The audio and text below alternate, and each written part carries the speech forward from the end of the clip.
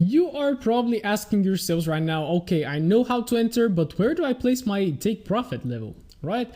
So there are numerous approaches to that, and I'm sure most of you already know an approach for take profit. Most of the times you're going to base it on support and resistance on the left, on supply and demand, and on Fibonacci as well. And I usually set it using Fibonacci or just a fixed R&R. Okay, so first of all, I would really always advise you to stick above 2 R&R. So for example, if you enter a trade, always make sure that you take at least 2 R&R from it. Because if you trade a 1-to-1, then your probability of success is a little bit too low. It's not low, but you have to have above 60% win rate.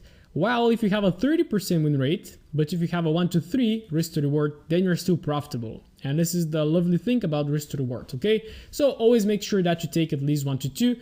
And of course, let me show you a little strategy. So within my premium community, where all of my strategies are laid out, we have rules for take profits, but right now I'm gonna share with you some simple tips as well on how to take profits.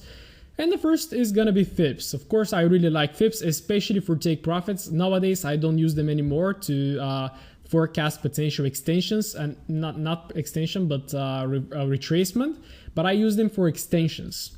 Okay, so if I just drop my fib right there and double click it, you can copy my settings, the ones that I have right there. And most importantly, you want to copy this one, the 0.27 and the 0.62, because this is what we're going to be using. All right. So let's have a little example. Let's say that we wanted to take a long from right there, because this is a higher low formation. Okay. And what we should do is we should identify where the move starts, which actually starts from right here. Why not from here? Because right there we have structure, structure, structure with little candles, and actually the actual move starts from right here. Okay, and most of the times I actually like to use the hourly time frame because it's gonna make it clear for you. Have a look where the impulse starts, right here. So where I'm always gonna set my targets, first of all, at the high right there where the move actually ended, so I can secure some profits if potentially the market does not make a hard high, but it makes a double top. Then I'm gonna take another portion at the 27, and then if I leave a runner, it's gonna be at the 62. Okay, so this is an example. If we enter down there, let's actually see if we have an entry.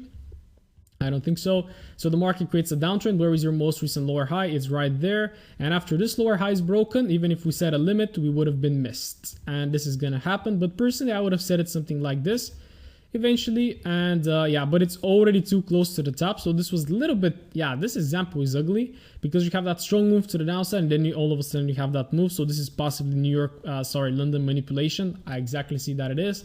Maybe let's have a look at another example right there. This beautiful downtrend. Let's have a look. So let me just delete some price, for example, up until here.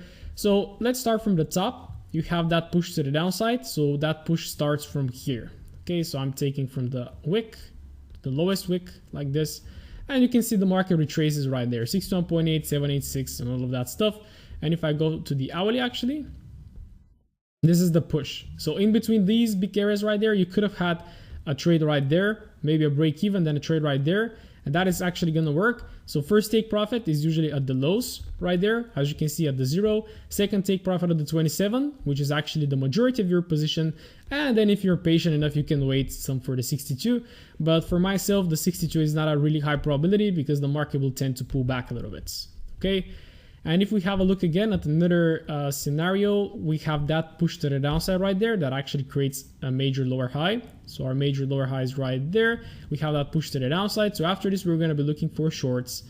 And let's say we get our shorts from right here. If I drop to the hourly time frame, we're going to see that this is the big move to the downside. This tapped the 50%. So if we take a short, first target is going to be right there. And as you can see, it actually tapped, and potentially it could have reversed, because it formed a double bottom and maybe it reversed. But as you can see later, it tapped all extensions actually. And from the 62, we actually had the reversal. Okay, so this is a really, really powerful way to measure your take profits. And again, of course, if you see some sort of a supportive level or supply and demand area on the left, you can always base it on that. Of course, I'm always basing my take profits on the fibs as well. And if there is a little, let's say, confluence with a supply and demand and with a structure as well, it's a really high probability to take profit. Okay, maybe to give you a final example, have a look at this push. Yeah, but this push is not valid because it didn't break any structure on the right. Okay, so maybe we're gonna have a look at this push right there. So from this big wick, I don't like taking big wicks like this, so I'm just gonna take it from this where it started to the high, which is right there. Maybe drop to the hourly time frame to have a look what's up. Yeah, this is way too messy price, but we have that big push to the upside. Actually, we should take it from here. Yeah, we should take it from here. This big push to the upside. We have the pullback, so potentially if we get a trade right there, maybe a little push, maybe stop out, maybe a trade right there. And again, you can see that on this occasion, even the zero wasn't reached. So again, we had a potential break-even trade, right?